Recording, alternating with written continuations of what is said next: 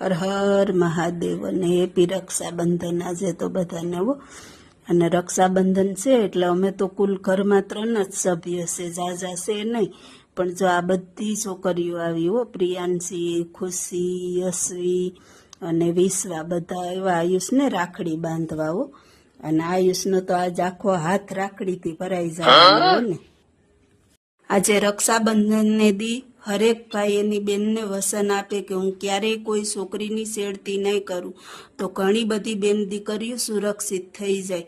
અને કલકત્તાનું જે સાંભળ્યું એ સાંભળીને ઘણું બધું દુઃખ થયું હો. ભગવાન એના દિવ્ય આત્માને શાંતિ આપે. પછી પ્રિયાંશીએ મને રાખડી બાંધી હતી અને આયુષના પપ્પાને પણ રાખડી બાંધી દીધી.